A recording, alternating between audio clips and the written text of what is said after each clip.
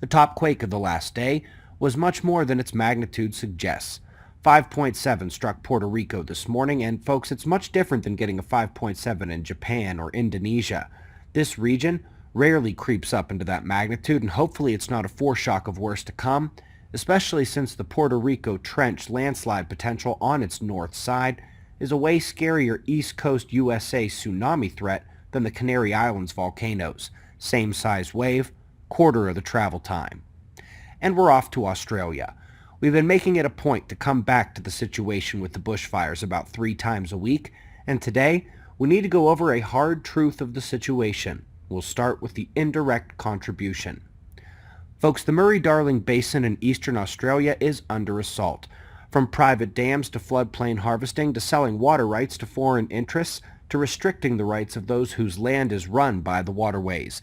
Now, while the worst of the fires is actually on the other side of the mountain range, closer to the coast, the stress of water in the basin affects policy and water scarcity all around it. And most importantly, the policy-aided drought there now leaves less transpiration into the atmosphere that could fall as rain as it enters the clouds in the basin and then goes towards the coast. Of course, when you have firefighters actually setting fires, that's not helping either. Certainly not all were arson, but many were. The restrictions placed on the preventative burning measures has honest firefighters actually blaming climate change policies themselves for these fires, which inevitably will be used to make more climate change policies.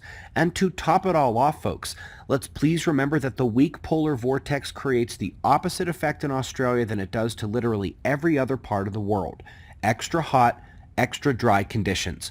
And one of the most confirmed of all the solar climate forcings is that low sun activity drives those polar vortex weakenings. We have been in the deep of sunspot minimum, and the vortex has acted accordingly.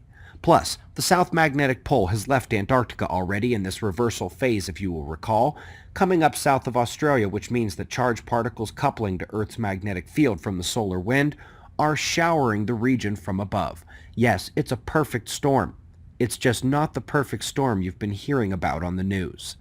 Electroquakes are up next, and here's the quick backstory. We were part of a tiny group of allegedly crazy scientists early last decade, claiming electromagnetic pre-seismic signals could be used to forecast major quakes. Numerous papers got published, including 2 of our own, the first ever tying of solar polar magnetic fields to megathrust earthquakes. And in response, China and Italy launched the seismo-electromagnetic satellite, and the American Geophysical Union published the textbook Pre-Earthquake Processes, which is almost entirely about those electromagnetic precursors, and nobody's calling this crazy anymore. Now, if you've got all that, we're back to today, where it looks like the European Space Agency accidentally sent up a seismo-electromagnetic satellite of its own. Swarm's journaling of the magnetic field and electric field precursors to these major quakes is remarkable, confirms what the world now knows, shouts out one of the world's first real earthquake forecasters in history, and makes me wonder if NASA's MMS mission can do the exact same thing. If you want to learn how to predict earthquakes or just peruse some of our forecasting tools with real-time data, check out quakewatch.net. The scoreboard does need updating there, but we've nailed all the big ones since the last update, and I've got better things to do than stat jab my ego. And one of those involves keeping up with plasma cosmology. Without it, most of the solar climate forcing and even electroquake science wouldn't work. Most of the catastrophe science as well. And today,